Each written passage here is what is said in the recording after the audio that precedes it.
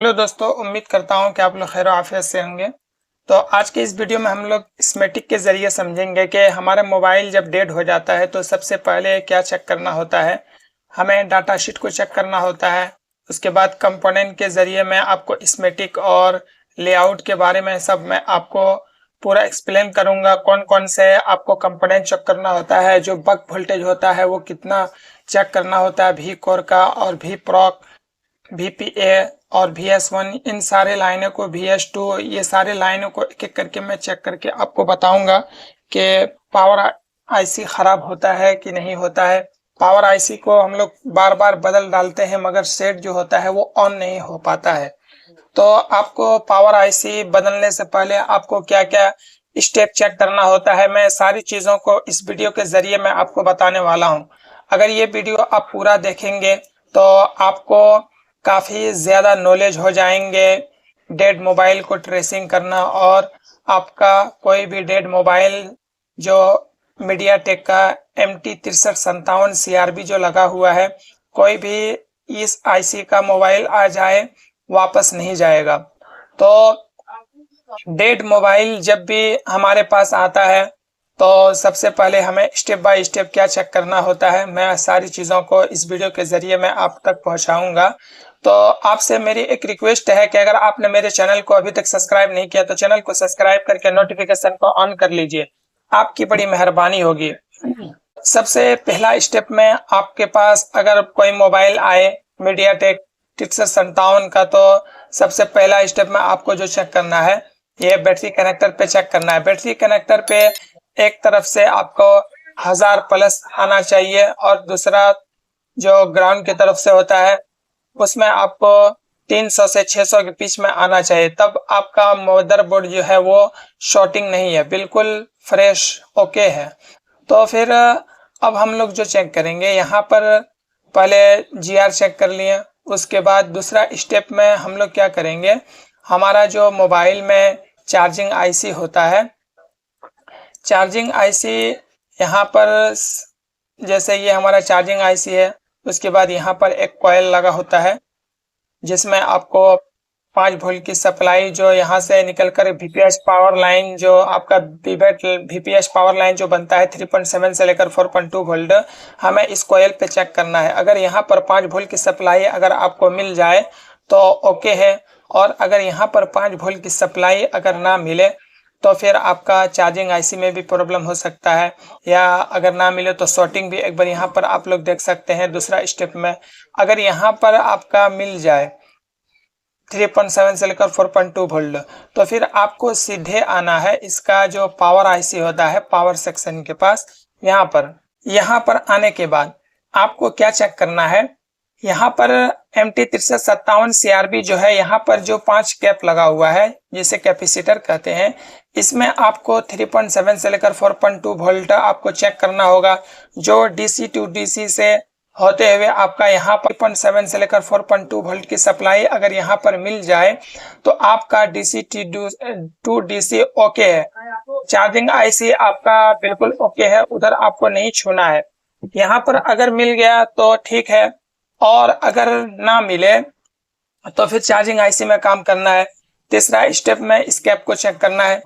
अब जैसे VPH power line बन गया, तो VPH पावर लाइन जब बन गया तो अब इसका चौथा काम जो चेक करने का होता है वो चेक करना होता है 6357 CRB में ये 5 कैप लगा होता है। ये 5 कैप को आपको चेक करना होता है कि ये जो आपका कौन से जैसे कैप है इसमें क्या आपको वोल्टेज देखने को मिलेगा, इसमें क्या देखने को मिलता है।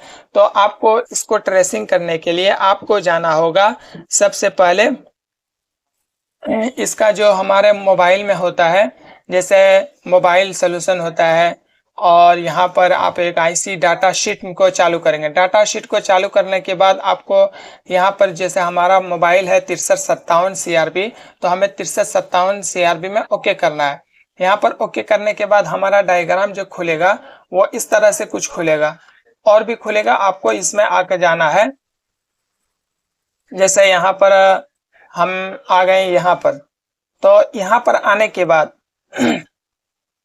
आपको यहाँ पर जैसे पावर की है, BREF का लाइन है, VDIG का लाइन है जो कि 1.8 वोल्ट, VRTC का 1.2 वोल्ट के लाइन चेक करना है, VS1, VCore, V modem, VPROG, VSRAM जो ये लाइन होता है, VIO का, इन सारे लाइनों का आपको एक एक करके मदरबोर्ड में चेक करना है, तब जाके आपके मोबाइल में ट्रेसिंग कर पाएंगे सही से। अगर ट्रेसिंग करना अगर आपको आ गया तो फिर आपको मोबाइल बनाने में काफ़ी ज़्यादा आसानी होने लगता है। बहुत कुछ खुद ब खुद जो प्रॉब्लम होता है वो सॉल्व कर लेते हैं। तो जैसे ये हमारा MT357 का डाटा शीट मैंने खोल के रखा है।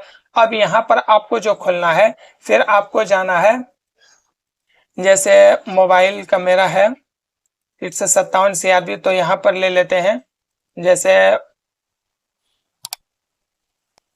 Redmi 9A 357 CRB का ही है।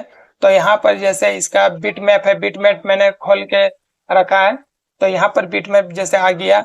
उसके बाद आपको फिर जो चेक करना है, यहाँ पर आना है स्कीमेटिक में। स्कीमेटिक में आने के बाद आपको लेआउट और स्कीमेटिक दोनों आपको ओपन करके रखना है। तो यहाँ पर आप देख सकते हैं ये बिट मैप हो गया, ये लेआउट हो गया, स्कीमेटिक हो गया, कंपोनेंट नाम और डाटा शीट। ये आपको 5 चीज खोल के रखना है।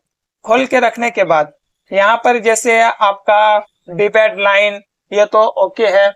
उसके बाद यहाँ पर पावर की में आपको जब भी मोबाइल आपके पास आए तो पावर की आपको शॉर्टकट में चेक करने का मैं आपको एक अंदाजा बताता हूँ। जैसे इसमें पावर की किधर लगा है देख लेते हैं, ऑन ऑफ की। यहाँ पर जैसे ऑन ऑफ की है, तो ऑन ऑफ की का मैं एक बार हार्डवेयर सॉल्यूशन खोल लेते हैं, वहां से आपको समझने में काफी आसानी होगा। तो ऑन ऑफ की किधर है, यहाँ पर है ऑन ऑफ वॉल्यूम।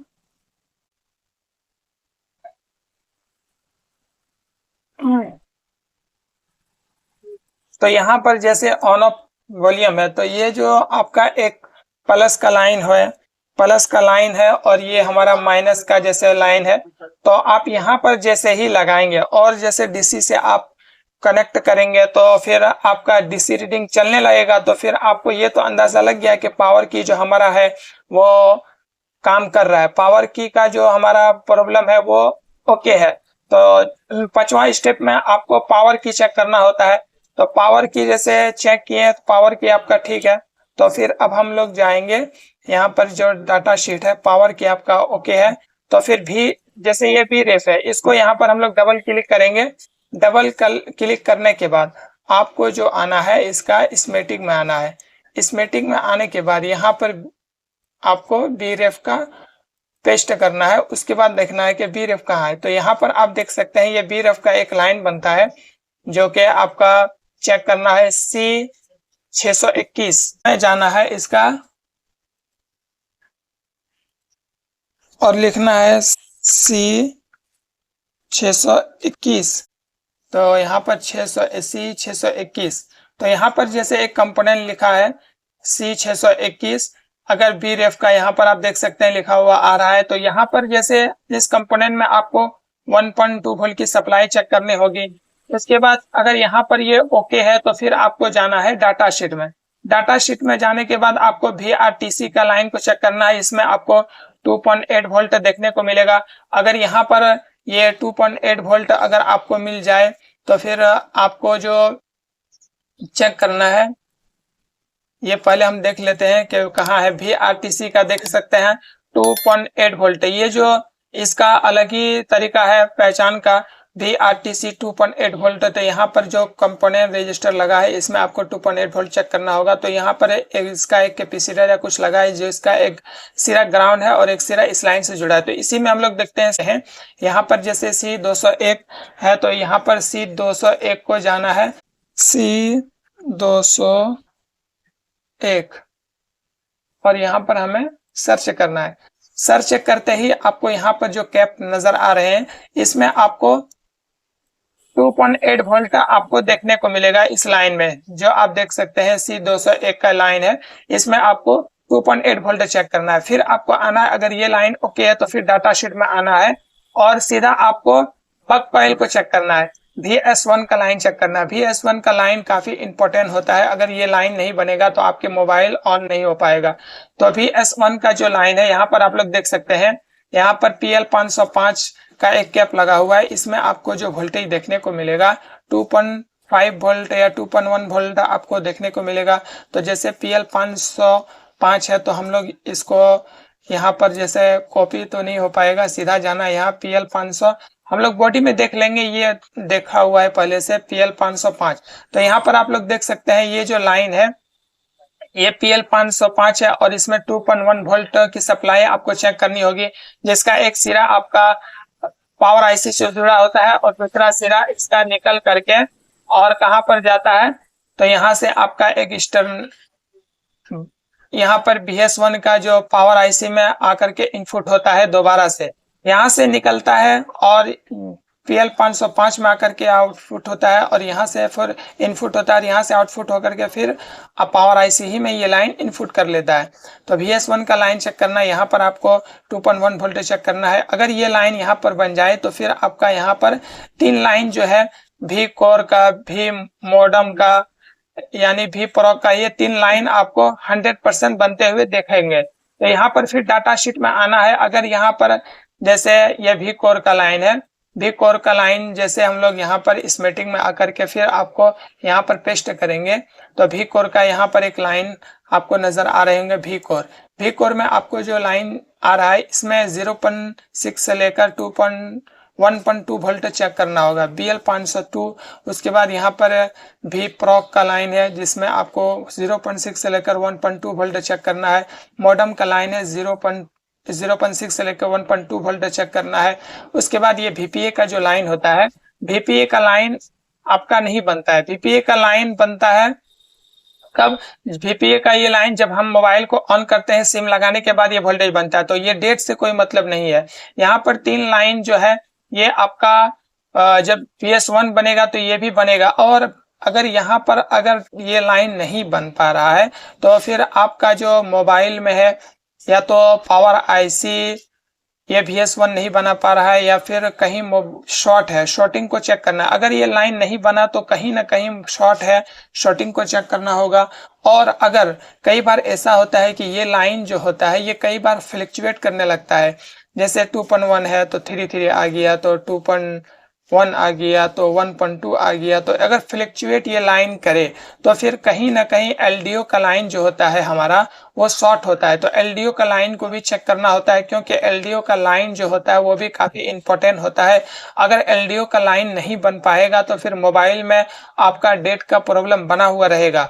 तो यहाँ पर जैसे आपने इस कैप को सबको चेक किए, सब एक एक करके, उसके बाद यहाँ पर आपको एक चीज नजर आ रही है, जैसे VS1 का जो ये लाइन था यहाँ पर, तो यहाँ पर एक आईसी जैसा लगा होता है जिसको एक्सटर्नल बक कहते हैं। यहाँ पर आपका इस लाइन को भी चेक करना बहुत ज्यादा जरूरी होता है। यहाँ पर अगर ये आईसी खराब हो जाता है, जैसे मैं आपको यहाँ पर दिखाता हूँ कंपोनेंट में, यहाँ पर एक आईसी लगा होता है, यहाँ पर अगर ये आईसी खराब हो जाए तो फिर आपका मोबाइल प्रॉब्लम बना हुआ रहेगा डेट का, क्योंकि यहाँ से VS1 का बन करके और इसके जरिए आपका 6357 CRB में इनपुट हो रहा है ये लाइन 1.1 और 2.1 वोल्ट की सप्लाई। उसके बाद यहाँ से एक लाइन बनता है जो भी VS2 के लिए बनता है। तो यहाँ पर जो आपका ये कैप आपको नजर आ रहे हैं, इस कैप में आपको जो वोल्टेज देखने को मिलेगा, यहाँ पर VS1 का लाइन दिया है जिसमें आपको चेक करना होगा VS2। यहाँ पर आप लोग देख सकते हैं VS2, जैसे यहाँ पर जब सबसे पहले तो यहाँ पर एक कैप जो इसमें बनना चाहिए, उसके बाद यहाँ पर जो 3 ठो बनना चाहिए 0.6 से लेकर 1.2 वोल्ट, और इसमें बाद में बनेगा। लेकिन यहाँ से एक लाइन यहाँ पर जाता है, फिर यहाँ से आपका इस कैप से VS2 में जाता है, VS2 का लाइन होते हुए आपका पावर आईसी के जरिए आपका जो जाता है सीधा CPU जाता है। तो वो लाइन का बनना आपके लिए बहुत ज्यादा जरूरी है। अगर यहाँ पर बक वोल्टेज नहीं बनेगा तो फिर आपका मोबाइल ऑन नहीं होगा।